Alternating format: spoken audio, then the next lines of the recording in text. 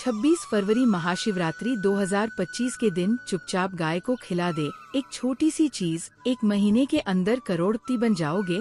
नमस्कार दोस्तों, स्वागत है आपका नया योग टीवी चैनल में। आज हम आपको ऐसी दुर्लभ जानकारी बताने जा रहे हैं।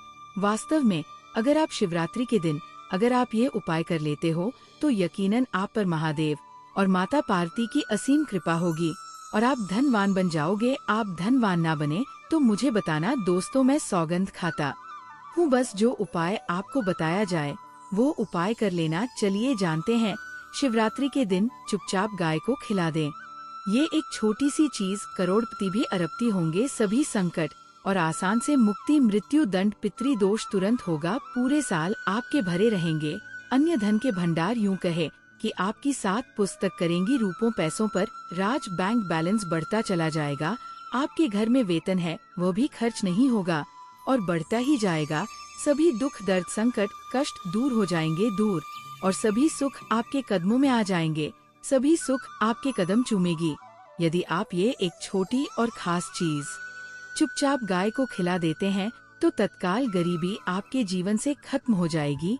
योग से राजा बन जाता है और 33 कोटि देवी देवताओं को धारण करने वाली गौ माता की असीम कृपा व्यक्ति पर आजीवन बसती है। व्यक्ति के घर में कभी भी अन्य धन, वस्त्र की कमी नहीं होती। अन्य धन के भंडार व्यक्ति के घर में भरे रहते हैं। शिवरात्रि के दिन गाय का ये उपाय करने से व्यक्ति के जीवन से तत्काल गरीबी खत्म हो जाती है।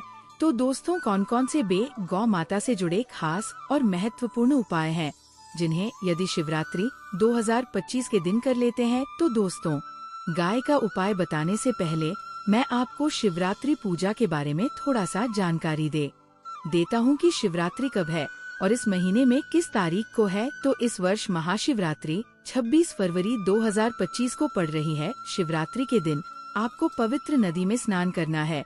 दोस्तों, जिस दिन का इंतजार दुनिया भर के हर पंडित, एस्ट्रोलॉजर और हर हिंदू भाई है को रहता है, वह दिन अब आ गया है। दोस्तों, आपकी जानकारी के लिए बता दे, हिंदू धर्म में शिवरात्रि बहुत ही धूमधाम से मनाई जाती है। में सबसे पहले महादेव और माता लक्ष्मी और उनकी विधि विधान से पूजा की जाती है। गौ माता की पूजा की जाती है, लेकिन इनमें सबसे ज्यादा महत्व शिवरात्रि का माना जाता है। शास्त्रों में, वेद पुराणों में साफ साफ लिखा हुआ है, शिवरात्रि महादेव और माता लक्ष्मी जी का आशीर्वाद प्राप्त करने का सबसे सुनहरा दिन होता है। इस जी बहुत ही ज्यादा प्रसन्न मुद्रा में होते हैं और अपने दोनों हाथों से अपने भक्तों पर कृपा बरसाते हैं। एक तरफ दोस्तों मान्यता है, शिवरात्रि के दिन जो सूर्य होता है वह अन्य दिनों के मुकाबले सबसे ज्यादा प्रकाशमान होता है। शिवरात्रि के दिन महादेव और माता लक्ष्मी की पूजा की जाती है और सूर्य देवता को आगे दिया जाता है। महिलाएं शिवरात्रि का व्रत रखती हैं। दोस्तों, अगर आप नहीं जानते तो आपकी जानकारी के लिए बता दें, एक व्यक्ति की कुंडली में अगर चंद्र ग्रह की स्थिति अच्छी है तो उसे व्यक्ति का भाग्य हमेशा उसका साथ देता है। वो व्यक्ति जिस कार्य को भी शुरू करता है उसे कार्य में उसको सफलता प्राप्त होती है। इसीलिए शिवरात्रि को हमारे हिंदू धर्म में बहुत ही ज्यादा विशेष और खास महत्व दिया गया है। आप लोगों की जानकारी के लिए बता दें, 26 फरवरी महाशिवरात्रि 20,225 के दिन 52 तरीके के शुभ योग बन रहे हैं। 30 सालों के बाद चंद्रमा का प्रकाश इतना प्रकाशमान होगा जितना कभी नहीं हुआ। 30 में ऐसा धुल संयोग बनने जा रहा है। लक्ष्मी योग, ग्रह योग, नक्षत्र योग, अमृत सिद्धि योग जैसे शुभ योग का निर्माण हो रहा है। शिवरात्रि के समय में पूरे दिन का व्रत करना चाहिए। शिवरात्रि के महादेव और माता लक्ष्मी का आशीर्वाद प्राप्त होता है। शिवरात्रि तिथि के दिन ब्रह्मा मुहूर्त में सोकर नहीं उठ सकते हैं। किसी पवित्र नदी में जाकर स्नान नहीं कर सकते हैं। पूरे दिन का व्रत नहीं रख सकते हैं। वैसे तो दोस्तों, कार्टून माँ के दिन स्नान और प्रात का विशेष ही महत्व होता है, लेकिन इस दिन अगर आप ज्योतिष शास्त्र, तंत्र शास्त्र के अनुसार एक गाय वाला उपाय विधि विधान से कर लेते हैं तो इस उपाय को करने के बाद साक्षात आपको महादेव और माता लक्ष्मी व असीम आशीर्वाद महादेव की कृपा से आपके नवग्रह आपका साथ देना शुरू कर देंगे। आपके राहु केतु की दशा अच्छी हो जाएगी, क्योंकि एक व्यक्ति के जीवन के भाग्य का राहु केतु का नियंत्रण महादेव जी की हाथों में होता है। दूसरी तरफ इस उपाय को करने के बाद आपके जीवन में धन आना शुरू हो जाएगा। आपके जीवन में जो धन आएगा, उसमें वृद्धि होगी, वर्षा होगी, आपको अपने जीवन के समस्त प्रकार की आर्थिक कष्टों से मुक्ति मिल जाएगी। क्योंकि दोस्तों, अगर महादेव और माता लक्ष्मी एक व्यक्ति को आशीर्वाद देती है, उस व्यक्ति को करोड़पति बनने से दुनिया की कोई भी ताकत नहीं रोक सकती है। अब आप सोच रहे हो कि गाय को ऐसा क्या खिलाने से और ऐसा क्या उपाय करने से आपको महादेव और माता पार्वती का आशीर्वाद मिल सकता है। तो दोस्तों, आपने देखा होगा, जब भी आपके घर पर दिवाली की पूजा होती है या धनतेरस की पूजा होती है, तो आपके घर वाले गौ माता की पूजा जरूर करते हैं और गौ माता को जो भोग होता है उसमें से कुछ ना कुछ खिलाते हैं। ज्यादा नहीं तो 2 पूरी अवश्य ही खिलाते हैं। तो दोस्तों, आपको इस उपाय को 26 फरवरी महाशिवरात्रि वाले दिन ही करना है और सूर्य देव को आगे देना है और उनकी विधि विधान से पूजा करना है। इस बार क्योंकि इस वीडियो में आपको गौ माता से जुड़े उपाय के बारे में बताने वाले हैं, जिन्हें करने से आपके जीवन के जो भी दुख दर्द संकट है या कामयाबी होने में कोई बाधाएं आ रही है, सभी से छुटकारा मिलने वाला है। यूँ कहे कि आपके जीवन में अपार धन सुख, कभी भी धन से संबंधित परेशानी नहीं रहेगी। यदि आपकी जिंदगी प्रबल हो जाएगी, धन प्राप्ति के योग्य बन जाएंगे और जीवन में सदैव अन्न यह धन के भंडार आपके घर में भर रहेंगे। अन्य धन वस्त्र कभी कमी नहीं होगी। आपको बता दें, इस शिवरात्रि महादेव की पूजा के साथ साथ हनुमान जी, मंगल देवता और भगवान शनि देव की भी पूजा जरूर करनी चाहिए। आपको बता दें कि इस दिन यदि आप हनुमान जी और मंगल देवता भगवान शनि देव की पूजा करते हैं, तो मंगल का ग्रह जनित दोष भी दूर हो जाता है। व्यक्ति के जीवन में धन संपत्ति की प्राप्ति हो जाती है, समस्त मनोकामना व्यक्ति की पूर्ण हो जाती है। दोस्तों, आपको हम बता दें कि ऐसी ज्ञानवर्धक जानकारी आपको हम पैसों में भी बांट सकते थे, पर हमारे चैनल का मकसद है जनहित में जन कल्याण एवं जन सेवा करना। इसीलिए आपके लिए जो जानकारी बताते हैं वह फ्री में बताते हैं। इसलिए आप इस वीडियो को भी जरूर लाइक करें। और दोस्तों, मैं आपसे एक अनुरोध और करना चाहूँगा कि आप अपनी राशि कमेंट बॉक्स में जरूर डाल दें, जिससे कि आपकी राशि के अनुसार हम आपको कुछ ऐसे उपाय बता सके जिससे आपको लाभ की प्राप्ति हो। क्योंकि हम राशि से जुड़े उपाय भी आपको बताते हैं, तो आप कमेंट बॉक्स में अपनी राशि हमें जरूर बताएं या अपना नाम बताएं, जिससे आपके लिए कुछ हम ऐसे उपाय बता सके। साथ में जय गौ माता अवश्य लिखें। दोस्तों, साथ ही से जो नए साल का एक उपाय तो जरूर करना है। गाय का उपाय बताने से पहले एक उपाय आपको बता दें। इस उपाय को लाइक जरूर करें। क्या करें कि शाम के समय आंवले के पेड़ के नीचे आपको सरसों का चौमुखी दीपक, आटे का दीपक बनाना है। चौमुखी दीपक में आगे की बाती लगाकर सरसों के तेल का दीपक जला देना है। आटे का दीपक बनाएं, जो मुख्य तेल डाले उसमें बाती ही डाले। लाल वाली कलावे की दीपक जला दें 4-4 बाती लगाकर। चारों दीपक मतलब 4 भाग उसके बन जाए। हर एक भाग को जलाए और बीच में 2 सबूत फूल वाले लौंग भी डाल दे। फिर देखिए कैसे चमत्कार आपके जीवन में होता है। शाम के समय जलाकर उसे छोड़े, मनोकामना मांगकर छोड़ दें।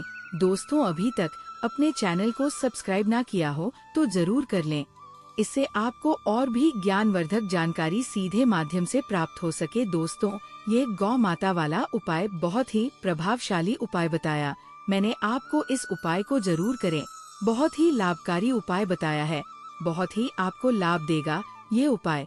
और अब बात करें गौ माता से जुड़े कौन कौन से उपाय आपको इस दिन मतलब गाय से जुड़े, जिन्हें करने से व्यक्ति को 7 पीढ़ियों तक बैंक बैलेंस की कमी नहीं होती। दुख दर्द संकट कष्ट दूर हो जाते हैं और सभी सुख व्यक्ति के कदमों में आ जाते हैं। तो दोस्तों, शिवरात्रि के दिन आपको गौ माता की पूजा अवश्य करना है और गौ माता को जो भोग शिवरात्रि के लिए बनाया गया था, उसे भोग से 2 पूड़ी जरूर ही खिला देनी है। सूखी पूरी नहीं खिलाना है। पूड़ी के ऊपर आप मिठाई या कोई सब्जियां, हलवा जो भी बनाया है वह आपको गौ माता को जरूर ही खिलाना है। दोस्तों, हर एक और मांगलिक काम में गौ माता या उनसे जुड़ी चीज जैसे गाय का गोबर, गोमूत्र, गाय का दूध अथवा गाय के दूध से बना घी जरूर शामिल करें। इससे आपको पुण्य भाव की प्राप्ति होगी। सनातन परंपरा के अनुसार जिस घर में गाय होती है, उसे घर से जुड़े सभी वास्तु दोष स्वयं खत्म हो जाते हैं। क्योंकि पंचम या के बिना कोई भी पूजा पाठ और हवन सफल नहीं होता, दोस्तों महीने में एक बार हो सके तो परिवार सहित एक बार गौशाला जाने का नियम जरूर बनाएं और हो सके तो गायों को हरा चारा जरूर खिलाएं, जिससे सभी वास्तु दोस्त शांत हो जाते हैं। दोस्तों, आपका प्रिय चैनल कभी किसी को भी गलत जानकारी नहीं देगा और इनसे जुड़े दोषों का निदान हो जाता है। गर्मियों में गौ माता को पानी पिलाएं और सर्दी में गौ माता को गुड़ जरूर खिलाएं। ध्यान रखें कि शिवरात्रि वाले दिन गौ माता को गुड़ जरूर ही खिलाना है। गर्मियों में गाय को गोदना खिलाएं। अनेक देवी देवताओं को अपने शरीर पर धारण करने वाली गौ माता से जुड़े कई शुभ और अशुभ संकेत भी होते हैं। मतलब गाय का दूध दोहते समय यदि गाय ठोकर मार दें और सारा दूध बिखर जाए तो अब शगुन होता है। यदि कोई यात्रा पर निकल रहा हो और गाय अपने बछड़े को दूध पिलाती सामने आ जाए तो निश्चित रूप से कि यात्रा के लिए आप निकले हैं, वह यात्रा आपकी जरूर ही सफल होगी और वह जिसके लिए आप निकले हैं वह जरूर ही पूर्ण। यात्रा पर जाते समय गाय की आवाज आना और रात्रि में गाय की हुंकार करना भी शुभ होता है। दोस्तों, साथ ही साथ गाय के साथ आप भूलकर भी ये काम ना करें, अन्यथा मिलता है। जी हाँ दोस्तों, गाय को राष्ट्रीय पशु बनाए जाने और इन्हें मौलिक अधिकार दिए जाने की बात हो रही है तो सवाल उठता है, गाय संस्कृति का अहम हिस्सा है, तभी गाय के साथ लोग खराब व्यवहार कैसे कर लेते हैं और जैसे ही दूध देना बंद कर देती है तो लोग इन्हें उनकी किस्मत पर छोड़ देते हैं, सड़कों पर और गलियों में भटकने के लिए। ऐसे में गोवंश जीवन को कोई डंडे मारता है तो कोई उन पर पानी डाल देता है, कई बार लग जाती है तो कभी बीमार होकर बेचारी गाय दम तोड़ देती है। ऐसे में जरूरत है इन बातों को जानने की। गाय को लेकर शास्त्रों में क्या कहा गया है, आपको कैसा व्यवहार करना चाहिए। क्या दोस्तों, गाय को कभी भी मारना पीटना नहीं चाहिए। शास्त्रों में गाय को माता का दर्जा दिया गया है। गाय को मारने वाला माता को मारने पीटने वाले के समान पाप का भाग्य समझा जाता है। नरक लोक में वर्षों तक कष्ट भोगना पड़ता है। अगले जन्म पशु योनि में मिलता है कि गौतम मुनि ने गलती से गाय को डंडा मार दिया था, जिस गाय की मृत्यु हो गई थी, और इस पाप से मुक्ति के लिए इन्हें वर्षों तक तपस्या करनी पड़ी। भगवान श्री कृष्ण जी ने बैल स्वरूप में आए वृद्ध आश्रम का वध कर दिया था, जिससे मुक्ति के लिए भगवान श्री कृष्ण को संपूर्ण तीर्थ को एक कुंड में बुलाना पड़ा और इस कुंड में स्नान से वह पाप मुक्त हो गए थे। यह दोस्तों, साथ ही साथ पानी पी रही गाय को भागते हैं, वह घोर पापी के भंग बनाकर होते हैं। ऐसे लोग घर आप से मुक्त होकर स्वर्ग पाए जाते हैं और बड़े ही धनवान कल में जन्म लेकर सुख भोगते हैं। और साथ ही साथ आराम कर रही गाय को कष्ट देकर कभी भी उठाना नहीं चाहिए। वह जन्म में किए गए जाने अनजाने में पापों से मुक्ति हो जाती है और गोलोक में स्थान पाते हैं। गाय को डंडा मारकर उठना, पानी डालकर उठाने से मनुष्य पाप का भागी बनता है और अगले जन्म में उसे दर दर भटकना पड़ता है। और साथ ही साथ शास्त्रों में बताया गया है, जो लोग गाय की सेवा करते हैं और उनका भोजन खिलाते हैं और उनकी परवर अच्छी तरह से कहते हैं, तो वह लोगों के जीवन की सभी इच्छाएं पूर्ति होती है। गाय के बछड़े से बचा हुआ दूध ही मनुष्य को लेना चाहिए, परंतु कुछ लोग एक बार गाय को धो लेने बाद फिर से बछड़े के लिए बचा हुआ दूध भी धो लेते हैं। ऐसा करना घोर पाप कहा जाता है। ऐसे दूध को धोने वाला और ग्रहण भी बन जाते हैं। दोस्तों, साथ ही साथ शास्त्रों में कहा गया है कि गोवंश मतलब गाय और बैल के पीठ पर नहीं बैठना चाहिए। उन पीठ पर बैठने से महापाप लगता है। ऐसे लोगों को नरक की यात्रा भोगनी पड़ती है।